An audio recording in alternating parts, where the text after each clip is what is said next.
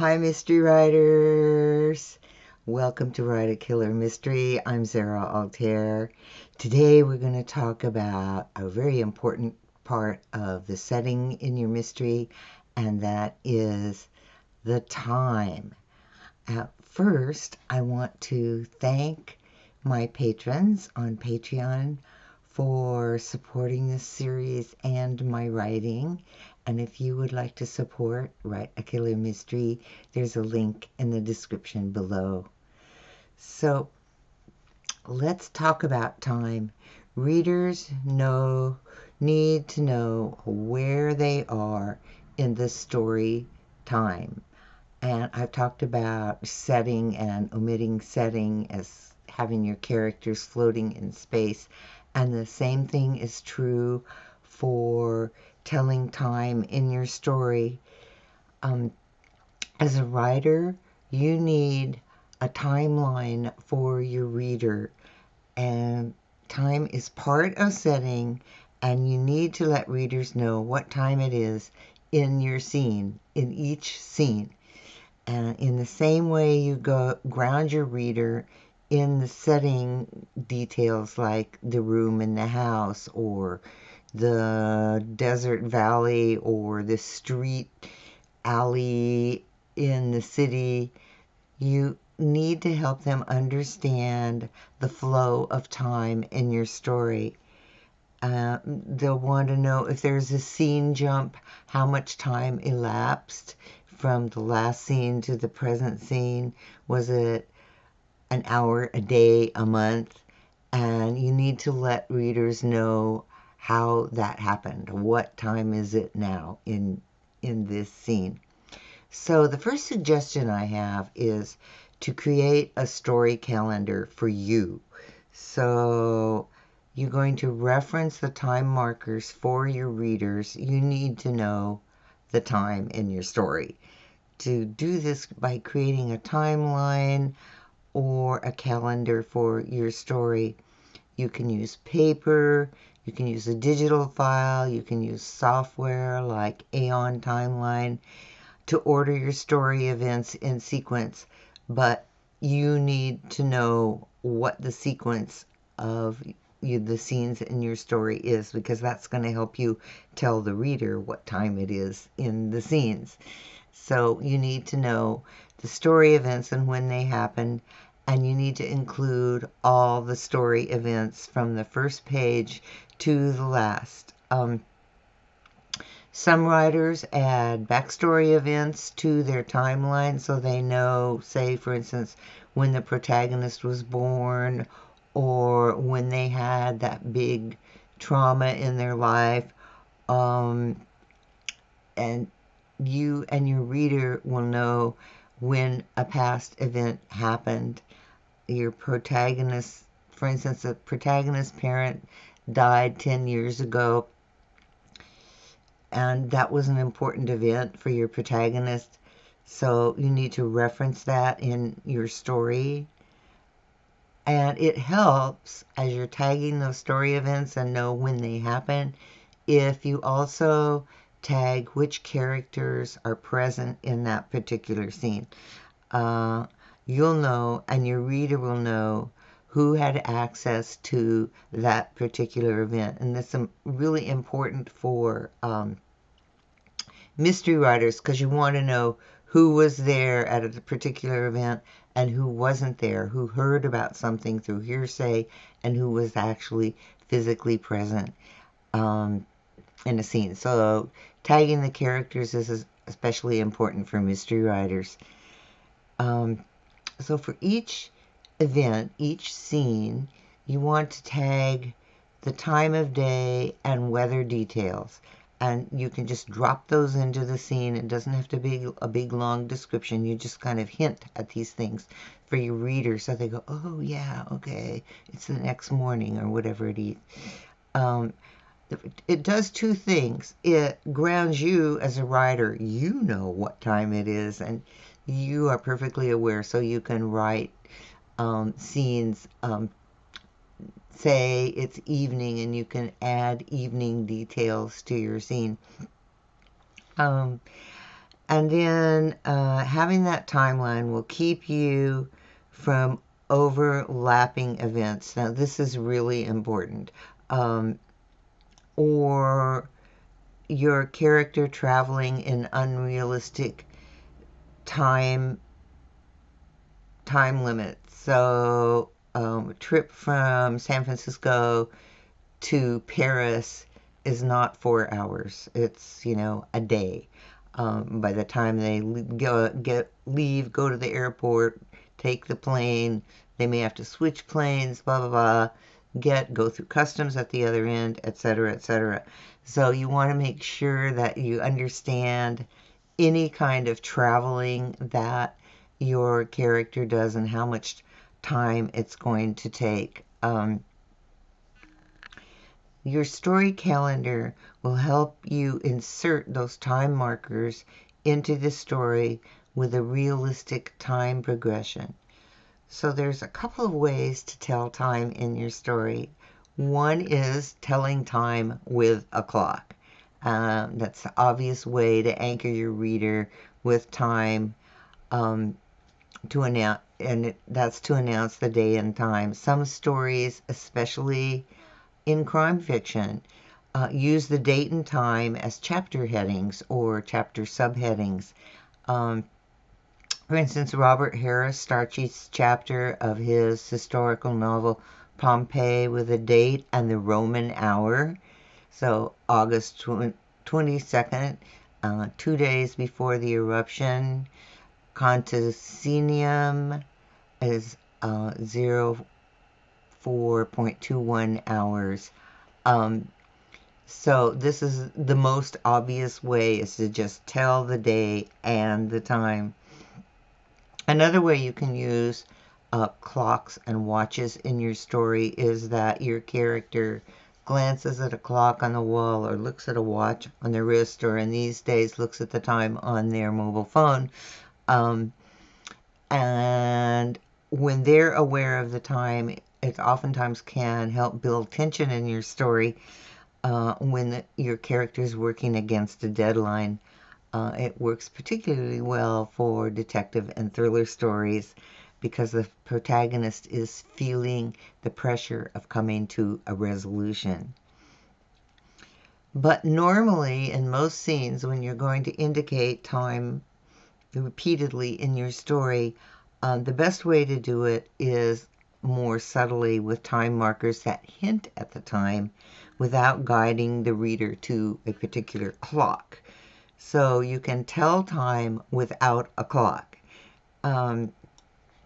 And you need those time markers so readers understand the passage of time. And without time indications, readers become confused. They actually do. They become confused. They'll kind of go back and go, now, when was that? And where are we now? So you don't want them to do that. Stopping reading is the thing you don't want your readers to do. And that's one of the ways that inserting these little time moments in your story will help your readers keep going with the story. So you can start a scene with a time marker, and also sometimes it helps to put one in the middle of a scene as well. So where are some of the ways that you can put those time markers in without being obvious and knocking people over the head with the time, but just helping them understand the flow of time in your story? So, events. You can reference story events, both past and future. Something happened in the past and it's 3 days later, or something's going to happen in 2 days, and you can reference those to remind readers of the passage of time. And for instance, when traveling, is the train, ship, plane leaving in hours or days, and how close is your sleuth to their deadline? So you can remind the readers that time is passing and that something is happening in the future, and your sleuth has to be on board to reach that time deadline. So if you mention early in the story that a particular event is happening in a week, all right, Then when that event happens and your characters are actually there at the event, it's a subtle reminder that a week has passed since that issue first came up, that somebody mentioned that event coming in the future. All right, so there's events, and another way you can use time is in transitions, and transitions between scenes and between chapters. They can be short or long. So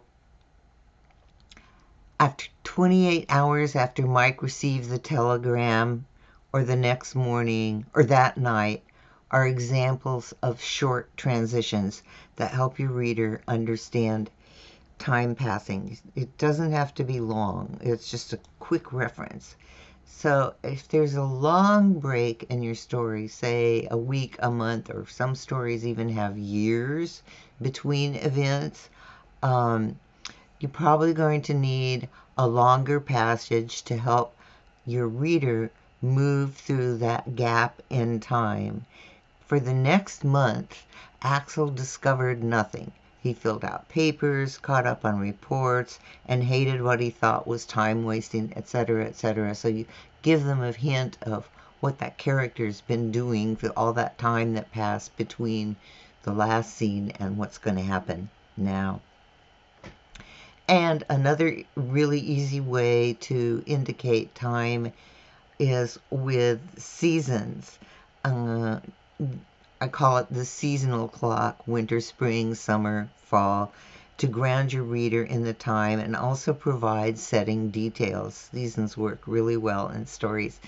Rain, snow, heat, blooming trees, falling leaves, they help your reader see and feel your character's surroundings. And also don't forget that sports are seasonal and are a good reference for the season. So Andy switched from track to cross-country skiing as the days grew shorter. Just those little time tidbits that you add to your story.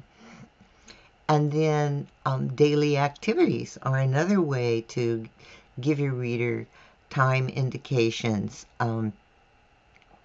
When a character acts in a natural daily activity, readers instantly know what time it is.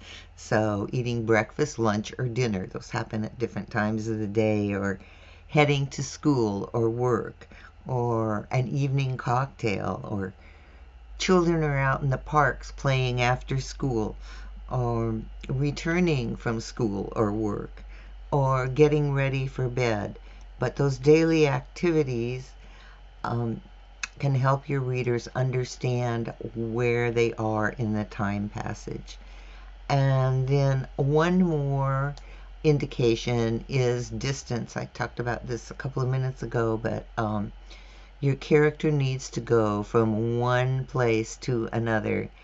And when characters and readers know how far away a destination is, they know how long the journey will take. But readers need to know how your character travels. So by foot, by car or truck, by plane, by train, by rail, on horseback, in a mule cart. So give them an idea of their mode of transportation, and that's also going to give them an idea of how long that journey is going to take. And you can also indicate time passage through your character's response to travel. Are they tired and dusty? Michael Connelly keeps his characters moving in heavy Los Angeles traffic by car and sometimes by plane to Las Vegas, but he gives that sense of time passing or time slowing down or time even frustrating the detective because he's stuck in traffic on a freeway in LA. So the main points I want to make for you when you're writing is you want to, one, include time and ground your characters in the physical setting and include a time reference in each scene. And you'll help your readers understand the time sequence, and they'll be clear about how scenes relate to each other in time progression. So you want to make sure that you include time, and you also want to be accurate about your time, um, because they relate to other events in the story. So that's why making that timeline or time calendar for your story really helps you be accurate, and make sure that your characters move in a realistic time frame. Um, you don't want your reader wondering how your character got from point A to point B in an unrealistic time frame, because once again, that's going to stop them from, it's going to jerk them out of your story, stop them from reading, and have them flipping back or wondering why they don't know how that happened. So show your reader how your character was delayed or how a flight went smoothly, and just make sure your time is accurate. So you want to include the time, you want to have accurate timekeeping in your story, and then you want to be consistent about using time markers in your story. And this is really a craft point, and that is that um, you want to include at least one time marker in every scene. It's that simple. It's the same way you include other setting details. So if you skip time markers, say chapters 1, 2, and 3, you have time markers and your reader understands what's going on and how much time has passed. And then all of a sudden, for the next 5 chapters, there's no time markers. Your readers are going to be lost. So you want to be consistent about letting your reader know, very subtly, but you want to let them know what time it is, how much time has passed since the last scene. So you want to include time, you want to have accurate time, and you want to be consistent about telling your reader what time it is in that scene. So from clock time to seasonal references, time markers ground your reader and keep them in the story. Okay, all right, and once again, I want to thank Audible for sponsoring Write a Killer Mystery, and I think as a writer that listening to stories is a really great way to um, learn about writing and learn how other writers create stories. So, for instance, how does the particular story that you're listening to now, how does time pass in that story, and how do you know time passes? It's a great way to check your writing and your craft and use other writers as a reference. So if you aren't already subscribed to Audible, there's a link in the description below for a 30-day free trial. I suggest that you give it a try. You may become like me and become addicted to listening to stories. So thank you again. Hope this helps. Keep time in your stories and keep writing, and I'll see you next time.